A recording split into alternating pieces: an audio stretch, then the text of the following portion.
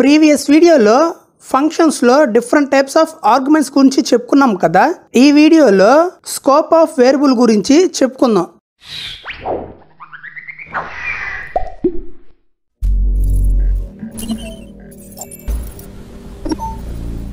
Video ఎక్కడ skip చేయకండి. మీరు స్కిప్ చేస్తే మంచి ఇంపార్టెంట్ పాయింట్స్ మిస్ అవుతారు. సో వీడియో మొత్తం చూడండి. మన ఛానల్ని ఎవరైనా సబ్స్క్రైబ్ చేసుకోకుంటే చేసుకోండి. అలాగే నోటిఫికేషన్స్ ఆన్ చేసుకోండి. మీకు మంచి డెప్త్ కంటెంట్ ఇస్తాం. Scope of A variable. ఈ స్కోప్ ఆఫ్ ఏ వేరియబుల్ తెలుసుకోవాలంటే మీకు ఖచ్చితంగా ఫంక్షన్స్ కూడా వచ్చి ఉండాలి. ఒకవేళ మీకు ఫంక్షన్స్ గురించి తెలియకుంటే ఆల్రెడీ ఫంక్షన్స్ పైన వీడియో చేశాను. దాని లింక్ కింద డిస్క్రిప్షన్లో ఇస్తాను, వెళ్ళి చూడండి. Scope of A variable. Scope of A variable అంటే మీకు వేరియబుల్ అంటే ఏంటో తెలుసు. వేరియబుల్ని ఏదైనా ఆబ్జెక్ట్ని స్టోర్ చేయడానికి యూజ్ చేస్తామని. సో ఒక వేరియబుల్ని డిక్లేర్ చేశాక ఆ వేరియబుల్కి ఎంతవరకు స్కోప్ ఉంటుంది యూజ్ చేసుకోవడానికి అనేదే scope of A variable. Video చివరిలో మీకు అసలు స్కోప్ ఆఫ్ ఏ వేరియబుల్ అనేది ఎందుకు ఇంట్రడ్యూస్ చేశారో చెప్తా. సో లాస్ట్ దాకా చూడండి. ఈ స్కోప్ ఆఫ్ ఏ వేరియబుల్ అనేది మనం వేరియబుల్ డిక్లేర్ చేసే లొకేషన్ బట్టి ఉంటుంది. మనం ఏదైనా ఒక వేరియబుల్ని స్కోప్ దాటి యూజ్ చేస్తే అప్పుడు మనకి ఆ వేరియబుల్ అనేది యాక్సెసిబుల్ అవ్వదు. ఓన్లీ ఆ స్కోప్లోనే వాడగలుగుతాం. మనకి scope of A variable 4 types ఉన్నాయి. బట్ 4th లాస్ట్లో చెప్తా. సో ఈ 3 చూడండి. Local scope, enclosed scope, global scope. So మనం వేరియబుల్ని డిక్లేర్ చేసే లొకేషన్ బట్టి ఆ వేరియబుల్ ఈ 3 స్కోప్స్లో ఏదో ఒక స్కోప్లో ఉంటుంది. ఈ డయాగ్రామ్ చూడండి. ఈ డయాగ్రామ్లో 3 బాక్సెస్ ఉన్నాయి కదా, అవి 3 scopes. Global scope, enclosed scope and local scope.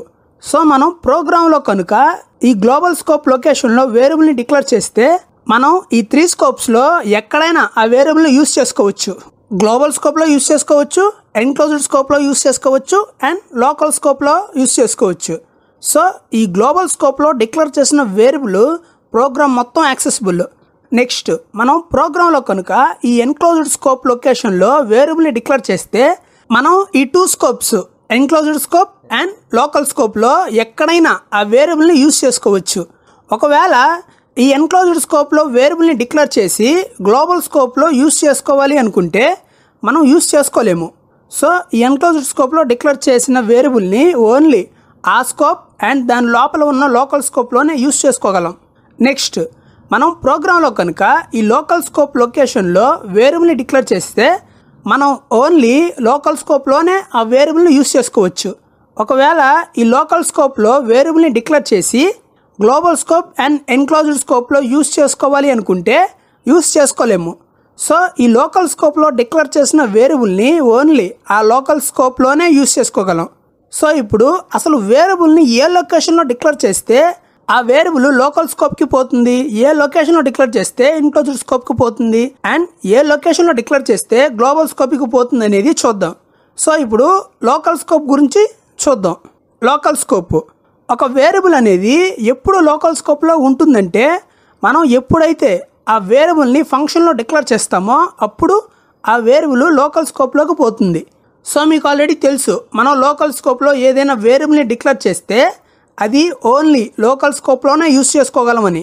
అంటే మనం ఫంక్షన్లో కనుక వేరియబుల్ని డిక్లేర్ చేస్తే అప్పుడు ఆ variable scope within function బాడీలోనే ఉంటుంది. మనం ఒకవేళ ఒక వేరియబుల్ని ఫంక్షన్ లోపల డిక్లేర్ చేశాక మనం ఆ వేరియబుల్ని ఫంక్షన్ బయట అంటే ఎన్క్లోజ్డ్ స్కోప్ అండ్ గ్లోబల్ స్కోప్లో యూజ్ చేసాము అనుకో, మనకి ఎర్రర్ వస్తుంది. ఓన్లీ ఫంక్షన్ లోపలే యూజ్ చేసుకోగలము. అందుకే దీన్ని లోకల్ స్కోప్ అని అంటాము. Next global scope. ఒక వేరియబుల్ అనేది ఎప్పుడు గ్లోబల్ స్కోప్లో ఉంటుందంటే మనం ఎప్పుడైతే ఆ వేరియబుల్ని ఫంక్షన్ బయట డిక్లేర్ చేస్తామో అప్పుడు అది గ్లోబల్ స్కోప్లో ఉంటుంది. సో మీకు ఆల్రెడీ తెలుసు, మనం గ్లోబల్ స్కోప్లో ఏదైనా వేరియబుల్ని డిక్లేర్ చేస్తే అది గ్లోబల్ స్కోప్లో వాడుకోవచ్చు, ఎన్క్లోజ్డ్ స్కోప్లో వాడుకోవచ్చు అండ్ లోకల్ స్కోప్లో వాడుకోవచ్చు అని. సో ప్రోగ్రాంలో ఎక్కడైనా వాడుకోవచ్చు ఒకవేళ వేరియబుల్ని గ్లోబల్ స్కోప్లో డిక్లేర్ చేస్తే. సో మనం ఫంక్షన్ బయట ఒక వేరియబుల్ని డిక్లేర్ చేస్తే మీరు ఆ వేరియబుల్ని ఫంక్షన్ బయట వాడచ్చు, ఫంక్షన్ లోపల వాడచ్చు, అలాగే ఫంక్షన్లో కూడా వాడచ్చు, ఎక్కడైనా వాడచ్చు. సో ప్రోగ్రాంలో ఎక్కడైనా వాడుకోవచ్చు ఈ గ్లోబల్ స్కోప్లో డిక్లేర్ చేసిన వేరియబుల్ని. Next enclosed scope. ఫంక్షన్ లోపల ఉంటే లోకల్ స్కోపు, అలాగే ఫంక్షన్ బయట ఉంటే గ్లోబల్ స్కోపు. మరి ఎన్క్లోజ్డ్ స్కోప్ అంటే ఎక్కడ? సో ఒక వేరియబుల్ అనేది ఎప్పుడు ఎన్క్లోజ్డ్ స్కోప్లో ఉంటుందంటే మనం ఎప్పుడైతే ఒక ఫంక్షన్లో ఇంకో ఫంక్షన్ని డిక్లేర్ చేస్తామో ఆ అవుటర్ ఫంక్షన్లో డిక్లేర్ చేసిన వేరియబుల్ ఎన్క్లోజ్డ్ స్కోప్లోకి పోతుంది. నెక్స్ట్ ఇది సింపుల్గా చెప్పుకోవాలంటే ఒక ఫంక్షన్లో ఎన్ని ఫంక్షన్స్ ఉన్నా అవుటర్ ఫంక్షన్లో ఉండే వేరియబుల్ ఎన్క్లోజ్డ్ స్కోప్లో ఉంటుంది. సో మీకు ఆల్రెడీ తెలుసు, మనం ఎన్క్లోజ్డ్ స్కోప్లో ఏదైనా వేరియబుల్ని డిక్లేర్ చేస్తే అది only enclosed scope and local స్కోప్లోనే యూస్ చేసుకోగలమని. అంటే మనం ఫంక్షన్లో ఫంక్షన్స్ని డిక్లేర్ చేసినప్పుడు ఆ అవుటర్ ఫంక్షన్లో ఉండే వేరియబుల్ని ఆ అవుటర్ ఫంక్షన్ అంటే ఎన్క్లోజ్డ్ స్కోప్లో యూస్ చేసుకోగలం. అలాగే దాని ఇన్నర్ ఫంక్షన్ అంటే లోకల్ స్కోప్లో కూడా యూస్ చేసుకోగలం. మనం ఒకవేళ ఒక వేరియబుల్ని ఎన్క్లోజ్డ్ స్కోప్లో డిక్లేర్ చేశాక ఆ వేరియబుల్ని ఎన్క్లోజ్డ్ స్కోప్ బయట యూస్ చేసాము అనుకో, అంటే గ్లోబల్ స్కోప్లో యూస్ చేసాము అనుకోండి, మనకి ఎర్రర్ వస్తుంది. ఇప్పుడు ఈ 3 స్కోప్స్ని ఎగ్జాంపుల్తో చూసేద్దాం. సో ఇప్పుడు నేను ఒక ప్రోగ్రామ్ రాస్తున్నాను. అదేంటంటే a = 10. సో ఈ ప్రోగ్రాంలో ఏ అనే వేరియబుల్కి గ్లోబల్ స్కోప్ ఉంటుంది. దీన్ని మనం గ్లోబల్ వేరియబుల్ అని కూడా అనొచ్చు. సో ఈ ఏ అనే గ్లోబల్ వేరియబుల్ ప్రోగ్రాంలో ఎక్కడైనా వాడచ్చు. ఎందుకంటే ఈ ఏ అనే వేరియబుల్ని మనం ఫంక్షన్ బయట డిక్లేర్ చేసాం కాబట్టి. సో దీన్ని గ్లోబల్ స్కోప్లో వాడచ్చు, ఎన్క్లోజ్డ్ స్కోప్లో వాడచ్చు, అలాగే లోకల్ స్కోప్లో కూడా వాడచ్చు. సో ఫస్ట్ దీన్ని గ్లోబల్ స్కోప్లో యూస్ చేద్దాం. ప్రింట్ ఏ అని ఇస్తున్నాను. సో మనం ఈ ఏని గ్లోబల్ స్కోప్లో యూస్ చేసాము. ఇప్పుడు ఈ ప్రోగ్రామ్ని ఎగ్జిక్యూట్ చేద్దాం. అవుట్పుట్ చూడండి, 10 వచ్చింది. సో ఏ అనే వేరియబుల్ని గ్లోబల్ స్కోప్లో డిక్లేర్ చేసి గ్లోబల్ స్కోప్లో యూస్ చేసాము. నెక్స్ట్ ఇప్పుడు ఈ గ్లోబల్ స్కోప్లో డిక్లేర్ చేసిన ఏ అనే వేరియబుల్ని లోకల్ స్కోప్లో యూస్ చేద్దాం. సో లోకల్ స్కోప్లో యూస్ చేయడం అంటే ఏంటి? ఒక ఫంక్షన్లో యూస్ చేయడం.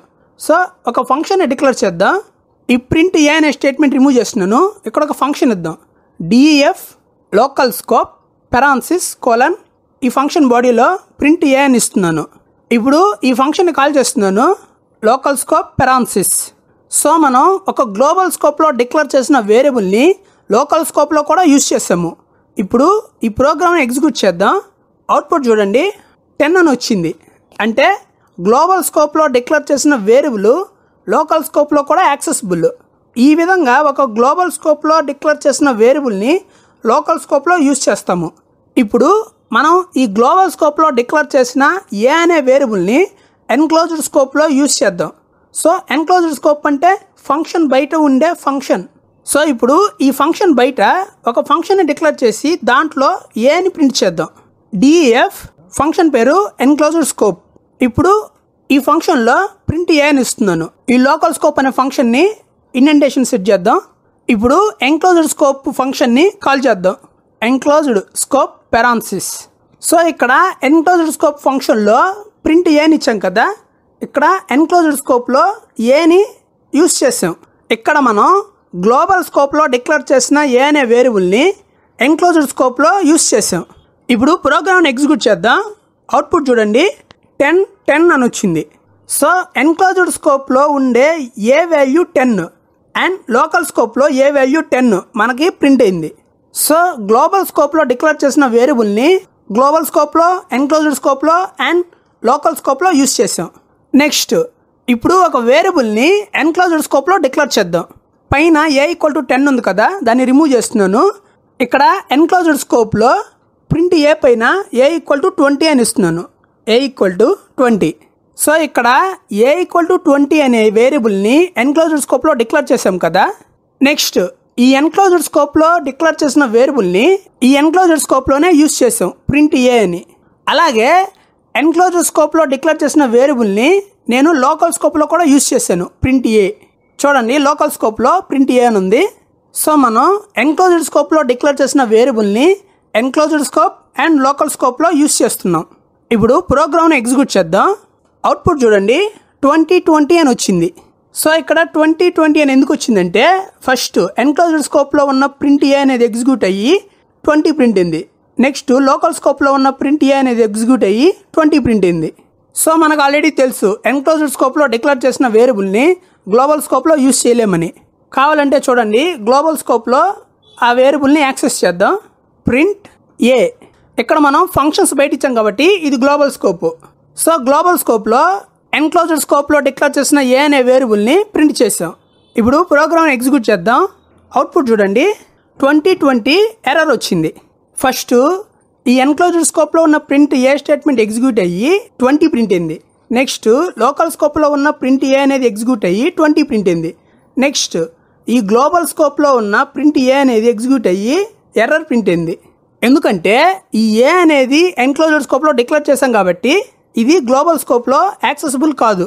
సో అందుకే మనకి ఎర్రర్ వచ్చింది. సో మీరు ఎన్క్లోజ్డ్ స్కోప్లో డిక్లేర్ చేసిన వేరియబుల్ని గ్లోబల్ స్కోప్లో యూస్ చేయకండి, చేస్తే ఎర్రర్ వస్తుంది. ఇప్పుడు ఈ గ్లోబల్ స్కోప్లో ఉన్న ప్రింట్ ఏని రిమూవ్ చేస్తున్నాను. నెక్స్ట్ ఏ ఈక్వల్ టు 20 అనేది కూడా రిమూవ్ చేస్తున్నాను. నెక్స్ట్ ఈ ప్రింట్ ఏ అనేది కూడా తీసేస్తున్నాను. నెక్స్ట్ ఇప్పుడు లోకల్ స్కోప్లో ఒక వేరియబుల్ని డిక్లేర్ చేద్దాం. ఏ ఈక్వల్ టు 30. మనం లోకల్ స్కోప్లో ఒక వేరియబుల్ని డిక్లేర్ చేసాము, దాంట్లో 30 అని వాల్యూ ఇచ్చాము. నెక్స్ట్ ప్రింట్ ఏ లోకల్ స్కోప్లో డిక్లేర్ చేసిన వేరియబుల్ని లోకల్ స్కోప్లోనే యూస్ చేసాం. సో మనకు తెలుసు లోకల్ స్కోప్లో డిక్లేర్ చేసిన వేరియబుల్ని లోకల్ స్కోప్లో యూస్ చేయొచ్చని. ఇప్పుడు ప్రోగ్రామ్ని ఎగ్జిక్యూట్ చేద్దాం. అవుట్పుట్ చూడండి, 30 వచ్చింది.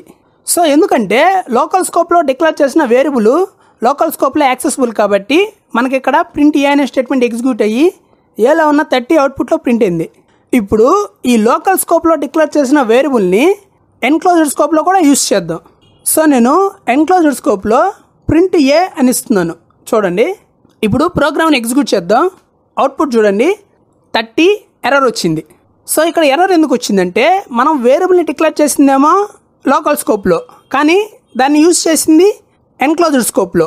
సో మనకి లోకల్ స్కోప్లో యూస్ చేసినప్పుడు 30 ప్రింట్ అయింది, కానీ ఎన్క్లోజ్డ్ స్కోప్లో యూస్ చేసినప్పుడు ఎర్రర్ వచ్చింది. ఇప్పుడు ఎన్క్లోజ్డ్ స్కోప్లో ప్రింట్ ఏ తీసేద్దాం. ఇప్పుడు లోకల్ స్కోప్లో డిక్లేర్ చేసిన ఏ ఈక్వల్ టు 30ని గ్లోబల్ స్కోప్లో యూస్ చేద్దాం. సో గ్లోబల్ స్కోప్ అంటే అన్ని ఫంక్షన్స్ బయట. సో ప్రింట్ ఏ అని ఇస్తున్నాను, ప్రింట్ ఏ. సో గ్లోబల్ స్కోప్లో ఆ ఏని యూస్ చేసాం. ఇప్పుడు ప్రోగ్రామ్ని ఎగ్జిక్యూట్ చేద్దాం.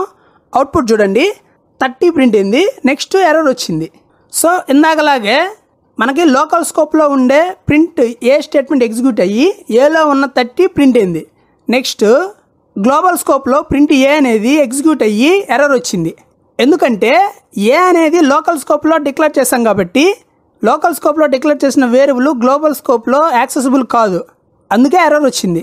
సో ఈ విధంగా ఉంటుంది మనకి local scope, global scope, enclosed scope. Enclosed scope అంటే 2 ఫంక్షన్సే కాదు, ఎన్ని ఫంక్షన్స్ అయినా పెట్టుకోవచ్చు. ఇప్పుడు ఈ కోడ్ని రిమూవ్ చేస్తున్నాను. చూడండి, ఇక్కడ ఒక ఫంక్షన్ రాస్తున్నాను, డిఎఫ్ F1. ఈ ఫంక్షన్ బాడీలో ఏ అనే ఒక వేరియబుల్ని డిక్లేర్ చేస్తున్నాను, ఏ ఈక్వల్ టు 10. నెక్స్ట్ ఇంకో ఫంక్షన్ ఇస్తున్నాను, డిఎఫ్ F2. నెక్స్ట్ పెరాన్సిస్ కొలన్. నెక్స్ట్ ఈ ఫంక్షన్ బాడీలో ప్రింట్ ఏ అని ఇస్తున్నాను. అలాగే మళ్ళీ ఈ ఫంక్షన్లో ఇంకో ఫంక్షన్ డిక్లేర్ చేస్తున్నాను, డిఎఫ్ F3 పెరాన్సిస్ కోలన్. ఇప్పుడు ఈ ఫంక్షన్ బాడీలో ప్రింట్ ఏ అని ఇస్తున్నాను, ప్రింట్ ఏ. నెక్స్ట్ F3 ఫంక్షన్ కాల్ చేస్తున్నాను. నెక్స్ట్ F2 ఫంక్షన్ కాల్ చేస్తున్నాను. నెక్స్ట్ F1 ఫంక్షన్ కాల్ చేస్తున్నాను. ఇక్కడ ఏ ఈక్వల్ టు 10 అనేది ఎన్క్లోజ్డ్ స్కోప్లో డిక్లేర్ చేసిన వేరియబుల్. నెక్స్ట్ మనం ఆ ఏని లోకల్ స్కోప్లో యూస్ చేస్తాం, ప్రింట్ ఏ. సో ఏదైనా ఫంక్షన్లో ఫంక్షన్స్ ఉన్నప్పుడు అవుటర్ ఫంక్షన్లో డిక్లేర్ చేసిన వేరియబుల్కి ఎన్క్లోజ్డ్ స్కోప్ ఉంటుంది. అంటే ఆ వేరియబుల్ని దాంట్లో ఉన్న ఎన్ని ఫంక్షన్స్లో అయినా యూస్ చేసుకోవచ్చు. ఇక్కడ F1 అనేది అవుటర్ ఫంక్షన్, దీంట్లో మనకి 2 ఇన్నర్ ఫంక్షన్స్ ఉన్నాయి, F2 అండ్ F3. సో ఈ F1లో డిక్లేర్ చేసిన వేరియబుల్ F2కి అండ్ F3కి ఎన్క్లోజ్డ్ వేరియబుల్. అదే మనం F2లో ఒక వేరియబుల్ని డిక్లేర్ చేస్తే F3 అనే దానికి ఎన్క్లోజ్డ్ వేరియబుల్, ఎందుకంటే F3 అనేది F2 ఫంక్షన్లో ఉంది కాబట్టి. సో మళ్ళీ ఒకసారి రీకాల్ చేసుకుందాం. ఫంక్షన్ లోపల డిక్లేర్ చేస్తే దాన్ని లోకల్ వేరియబుల్ అని అంటాము. దాన్ని ఓన్లీ ఆ ఫంక్షన్ లోపలే యూస్ చేసుకోగలం.